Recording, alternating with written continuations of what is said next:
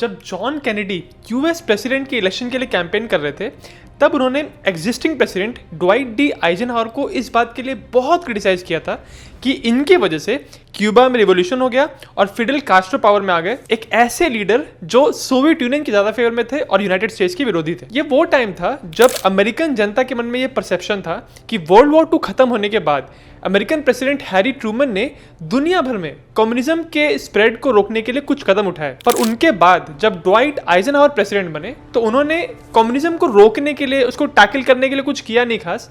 वो ज्यादातर आइसोलेशनिज्म में ही रहे, उन्होंने अमेरिका को सबसे दूर रखा। और आइजनहावर और उनके सारे विरोधियों की आंख का कांटा था अमेरिका के बिल्कुल पड़ोस में एक छोटा सा देश क्यूबा। तो क्यूबा को जिस तरह से यूएस गवर्नमेंट हैंडल कर रही थी, इस बात की कैनेडी ने बहुत आलोचना की थी। और इसीलिए जब कैनेडी ने अपना एंटी कम्युनिज्म स्टांस जनता के सामने रखा तो जनता ने इलेक्शन में उनको वोट देके जिताया। फिर कैनेडी यूएस प्रेसिडेंट बने। अब प्रेसिडेंट बनने के बाद आइजनहावर को इतना जो क्रिटिसाइज किया था कैनेडी ने क्यूबा को लेके, जब वो खुद प्रेसिडेंट बने तो एक ऐसी घटना हुई क्यूबा के अंदर जिससे ये प्रूव हो गया कि क्यूबा के साथ यूएस के रिलेशंस इंप्रूव होना तो छोड़ो, बट बद से बदतर होने वाले हैं। और वही घटना यूएस फॉरेन पॉलिसी और कोल्ड वॉर के समय यूएस की एक बहुत बड़ी हार मानी जाती है। कहानी शुरू होती है साल 1898 से। ये वो साल था जब स्पेनिश अमेरिकन वॉर खत्म हुआ था। इस वॉर के अंदर यूएस के पड़ोसी देश क्यूबा का मेन रोल था। जैसे भारत को बहुत सालों तक ब्रिटिश लोगों ने अपनी कॉलोनी बना के रखा था, वैसे ही क्यूबा को भी 400 सालों तक स्पेनिश लोगों ने अपनी कॉलोनी बनाया हुआ था। जब Italian explorer Christopher Columbus Spain से निकल के पहली बार अमेरिकन कॉन्टिनेंट पहुंचे थे तो क्यूबा भी गए थे और उसी के बाद से क्यूबा के ऊपर स्पेन का कंट्रोल हो गया था। कोलंबस ने अमेरिका की तरफ जितने भी वॉयजेस किए थे उसके बारे में मैंने एक डिटेल वीडियो बनाया है, लिंक डिस्क्रिप्शन में है। अब क्यूबा इतने सालों से स्पेनिश कॉलोनी थी, पर लेट 19th सेंचुरी में उन्होंने स्पेनिश रूल के अगेंस्ट विद्रोह करना शुरू किया। उस टाइम पे अमेरिकन गवर्नमेंट क्यूबा में होने वाले इस रेबेलियन को सिंपैथी की नजर से देख रहे थे, क्योंकि अगर क्यूबा आजाद हो जाता तो इसमें अमेरिका का कुछ स्ट्रेटेजिक और इकोनॉमिक फायदा होता और इसीलिए अमेरिका ने क्यूबा को सपोर्ट किया स्पेन के अगेंस्ट। और इसी वजह से फिर अमेरिका और स्पेन के बीच में लड़ाई हो गई, जिसको स्पेनिश अमेरिकन वॉर कहते हैं 1898 का।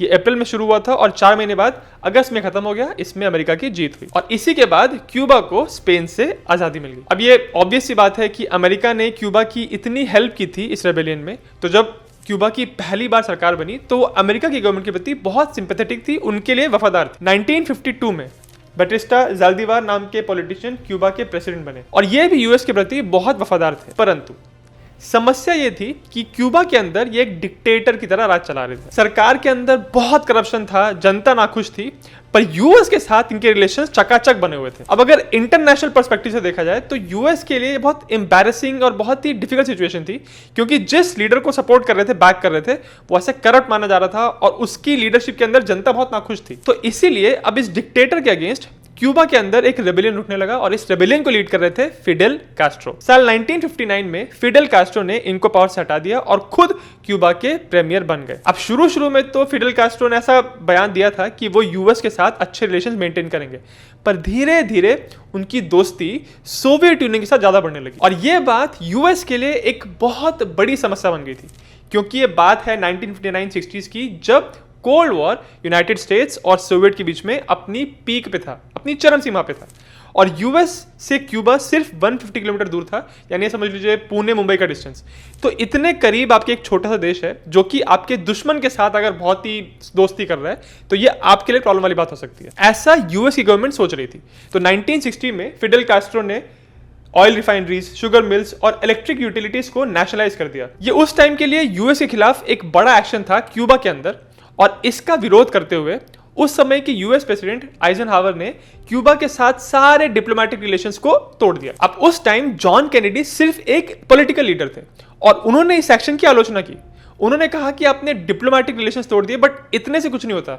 जो फ्रीडम फाइटर्स हैं, जो रिबेलियन करने की कोशिश कर रहे हैं फिडेल कास्ट्रो के अगेंस्ट, उनको सपोर्ट करने के लिए आपने क्या किया। पर अमेरिकन जनता उस समय बात नहीं जानती थी कि एक साल पहले ही, यानी 1959 में ही, अमेरिका की टॉप सीक्रेट एजेंसी CIA ने क्यूबा को इन्वेड करने का एक इन्वेजन प्लान ऑलरेडी बनाना शुरू कर दिया। इस मिशन की प्लानिंग में उस समय के vice president Richard Nixon actively involve थे और इसको सपोर्ट कर रहे थे। फिर जब 1961 में इलेक्शंस जीत के जॉन कैनेडी खुद प्रेसिडेंट बने, तब उनको बताया गया कि भाई ये इन्वेजन का प्लान चल रहा है और उनको ये भी बताया गया कि जब ये प्लान बन रहा था शुरू में, तो ओरिजिनल प्लान ये था कि यहाँ से कुछ फाइटर्स जाएंगे और गुरिल्ला बेस बना के क्यूबा में रहेंगे और वहाँ से वो छोटे छोटे एक्शंस करके वहाँ की गवर्नमेंट को टॉपल करने की, डिस्टर्ब करने की कोशिश करेंगे। पर ये प्लान बढ़ते बढ़ते इतना बड़ा हो गया था कि अभी प्लान ये था कि एक ब्रिगेड साइज की फोर्स, लगभग 1500 फाइटर्स यहां से जाएंगे और सीधे हवाना जाएंगे, क्यूबा की राजधानी, और वहां जाके गवर्नमेंट को टॉपल करेंगे, गवर्नमेंट को गिरा के एक ऐसी गवर्नमेंट को पावर में लेके आएंगे जो यूएस के प्रति सिंपैथेटिक हो, यूएस के प्रति वफादार। उस समय सीआईए के डायरेक्टर थे एलन डलस और उन्होंने कहा था कि हम एक एम्फीबियस लैंडिंग करेंगे अपनी इन्वेजन फोर्स की। सीआईए के डायरेक्टर का साथ दे रहे थे U-2 स्पाई प्लेन प्रोग्राम के चीफ, और इन दोनों ने मिलकर प्रेसिडेंट केनेडी को इस बात का विश्वास दिलाया कि क्यूबा के बारे में हमारे पास इतनी इंटेलिजेंस है कि हमारी ये एम्फीबियस लैंडिंग सक्सेसफुल ही होगी। जब ये फाइटर्स हवाना में जाके हमला करेंगे तो इतनी चहल पहल मच जाएगी कि जो थोड़ा बहुत रेबेलियन होने की कोशिश हो रही है, जिसको कास्ट्रो दबा दे रहे हैं, वो रेबेलियन फुल फ्लेजेड तरीके से होगा और कास्ट्रो की मिलिट्री उनको सपोर्ट नहीं करेगी और हम एक ऐसी पावर को लेकर आ पाएंगे जो कि हमारे लिए वफादार हो। अब देखा जाए तो ये प्लान केनेडी के पावर में आने से पहले ही बनना शुरू हो गया था, पर इसको इंप्लीमेंट, इसको एग्जीक्यूट नहीं किया गया था और एग्जीक्यूट करना था अब केनेडी को। तो इसीलिए केनेडी बहुत नर्वस थे इसको लेकर, क्योंकि वो ये बात जानते थे कि अगर कुछ गड़बड़ हुई, कुछ ऊंच नीच हुई, तो क्यूबा को सपोर्ट कर रहे हैं सोवियत यूनियन, और सोवियत यूनियन फिर तुरंत कोई मिलिट्री एक्शन लेंगे, स्पेशली यूरोप के अंदर कोई एग्रेसिव मिलिट्री एक्शन लेंगे, और इसके जवाब में फिर यूएस को फिर से इन्वॉल्व होना पड़ेगा, और कोल्ड वॉर तो ऑलरेडी चल रहा था, तो टेंशन बहुत ज्यादा बढ़ जाएगी। पर दूसरी तरफ यह भी बात थी कि केनेडी जब प्रेसिडेंट नहीं थे तो उन्होंने आइजनहावर की जम की बुराई की थी, उन्होंने जम की आलोचना की थी कि क्यूबा के लिए कुछ कर नहीं रहे हैं, कुछ एक्शन नहीं ले रहे। तो अब जब वो खुद उस पोजीशन पे थे जिनको फैसला लेना था, तब वो जानते थे कि क्यूबा एक कम्युनिस्ट कंट्री बनता जा रहा है, हमारे बहुत नजदीक है, और इनमें कुछ एक्शन, कुछ इंटरवेंशन नहीं किया तो हमारे लिए आगे जाके प्रॉब्लम होगी। तो बहुत हाँ नहीं करते हुए, बहुत नर्वस होते हुए फाइनली केनेडी ने इस बात की परमिशन दे दी, परंतु उन्होंने एक कंडीशन लगाई।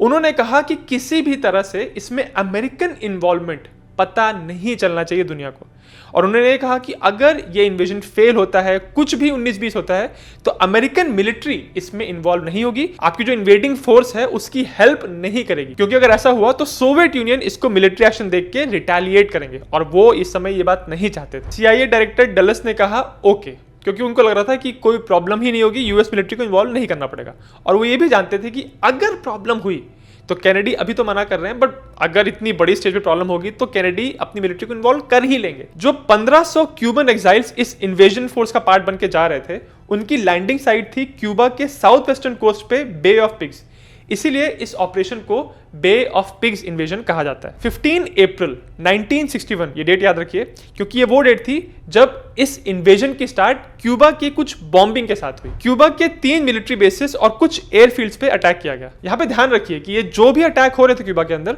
उसको क्यूबन एग्जाइल्स यानी क्यूबन नेशनल्स ही कर रहे थे। ये जो बॉम्बिंग हुई थी अभी क्यूबा के अंदर, इसमें B-26 बॉम्बर्स यूज हुए थे। क्यूबा में बॉम्ब्स गिराने के बाद ये बॉम्बर्स मायामी में लैंड किए, और वहां पहुंच के जब अमेरिकन मीडिया ने उनको घेरा तो उन्होंने बताया कि हम क्यूबन एयरफोर्स के भागे हुए पायलट्स हैं जो यहां पे आए हैं शरण के लिए, और हमने ही अपने बेसिस पे बॉम्ब्स गिराए हैं। ये ऑब्वियसली उनकी एक कवर स्टोरी थी, एक झूठ स्टोरी थी, क्योंकि ऐसा कुछ भी नहीं था। वो एक्चुअली सीआईए द्वारा बैक थे, और बहुत ही जल्दी उनकी इस कवर स्टोरी में लूप होल्स नजर आने लगे, और ये पता चल गया कि ये जो बॉम्बर्स यूज हुए हैं वो सीआईए के हैं। और इस तरह से जो मेन इन्वेजन फोर्स है उसके क्यूबा में पहुंचने से पहले ही ये कवर स्टोरी कोलैप्स करने लगी। और दूसरी बड़ी प्रॉब्लम ये थी कि जो इन्होंने बॉम्बिंग की थी वो टैक्टिकल लेवल पे मोस्टली सक्सेसफुल नहीं हुई, और उसके साथ साथ क्यूबन एयरफोर्स ज्यादातर अभी भी इंटैक्ट थी, और ये सब कुछ मेन इन्वेजन फोर्स के वहां पहुंचने से पहले ही हो गया था। रियल समस्या तो तब शुरू हुई जब ये लैंडिंग फोर्स 17 अप्रैल को सुबह 2 बजे अपनी जगह पे पहुंचने लगी। क्यूबन एग्जाइल्स 2 बटालियंस में बटे हुए थे,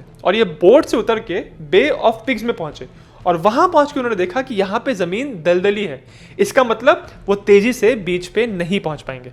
अब इतनी प्लानिंग हुई थी इस इन्वेजन के लिए, बट समहाउ ये चीज उन्होंने देखी नहीं कि जहां पे ये लैंड करने वाले, जो उनकी लैंडिंग साइट है, वहां पे जमीन सख्त नहीं है, दलदली है। और दूसरी प्रॉब्लम ये थी कि क्यूबा में ऑलरेडी बॉम्बिंग हो चुकी थी, तो वहां की जो आर्म फोर्सेस थी वो जान चुकी थी कि यहाँ पे कोई मिलिट्री एक्शन होने वाला है, तो वो इस लैंडिंग के लिए ऑलरेडी अलर्ट हो गई थी। इसीलिए फिर क्यूबन एयरफोर्स के प्लेन्स ने ये जो लैंडिंग फोर्स यहाँ पे लैंड करने वाली थी उनके इनके ऊपर हवाई फायर करना शुरू किया। तो ये जो फाइटर्स थे ये अभी बीच में पहुंचे भी नहीं थे और इनको हवा से फायर का सामना करना पड़ा, जिसमें बहुत सारी कैजुअलिटीज होने लगी। उसके ऊपर से जिन 4 सिविलियन जहाजों में बैठ के ये इन्वेजन फोर्स आई थी उन पे भी ये एयरक्राफ्ट अटैक करने लगे। इस अटैक की वजह से उनमें से एक शिप डूब गई, इसका नाम था मैरीपोसा, और ये शिप कमांड शिप थी, यानी इसमें सारा कम्युनिकेशन का आइटम था और बहुत सारी सप्लाईज थी जो इन इन्वेजन फोर्स की काम आने वाली थी। इस शिप के डूबने के बाद जो 3 शिप्स बची उसमें एक और शिप थी ह्यूस्टन नाम की, उसमें भी इतना डैमेज हुआ कि उसके क्रू को उस शिप को अबैंडन करना पड़ा। अब आप सोच के देखिए कि जो इन्वेजन फोर्स इन 4 शिप्स के भरोसे आई थी उनमें से 2 शिप्स तो ऑलरेडी डिसेबल हो गई थी। इस एक सेटबैक की वजह से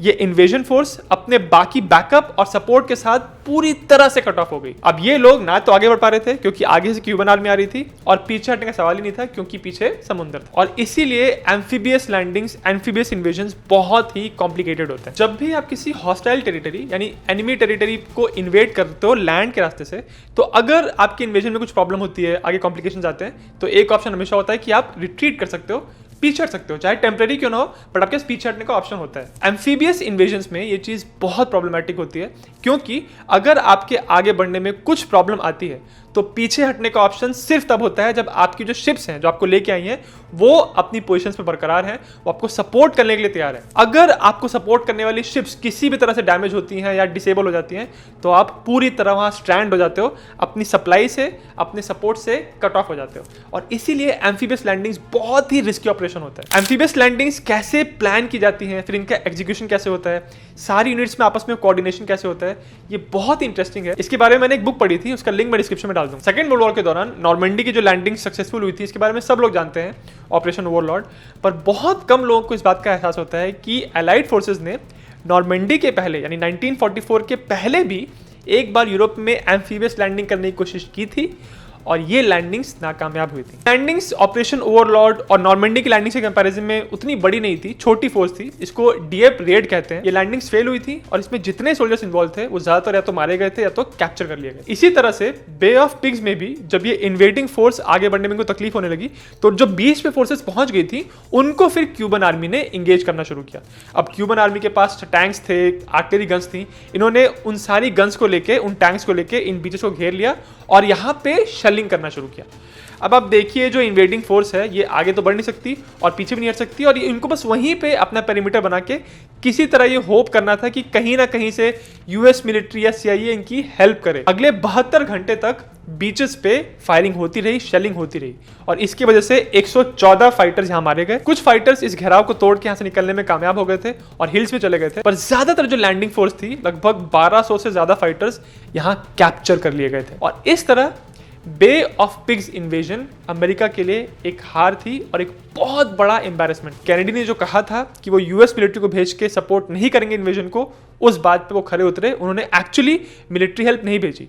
और इस बात को लेके सीआईए डायरेक्टर डलेस बहुत नाराज थे क्योंकि वो ये कह रहे थे कि जब हमने बॉम्बिंग की और हमारे प्लेन्स को लोगों ने देख लिया कि हाँ ये सीआईए के प्लेन्स हैं, तो ये बात तो पता चली गई थी लोगों को कि सीआईए इन्वॉल्व है, अमेरिका इन्वॉल्व है, तो हमको उन फाइटर्स को हेल्प करने के लिए अमेरिकन मिलिट्री भेज देनी चाहिए थी। आपने यहाँ पे जब मिलिट्री नहीं भेजी तो जो फाइटर्स हमारे भरोसे गए थे वो पूरी तरह बेसहारा हो गए। पर कैनेडी ने किसी भी तरह से मिलिट्री हेल्प नहीं की क्योंकि वो नहीं चाहते थे कि सोवियत यूनियन इस कॉन्फ्लिक्ट के अंदर अपनी मिलिट्री को लेके आ जाए। अपनी तरफ से जितना हो सकता था कैनेडी ने इस फेल्ड इन्वेजन को जनता के सामने एक पॉजिटिव लाइट में रखने की कोशिश की और इसी के चलते उन्होंने 20 अप्रैल को एक स्टेटमेंट दिया था। उन्होंने कहा था कि it is not the first time that communist tanks have rolled over gallant men and women fighting to redeem the independence of their homeland.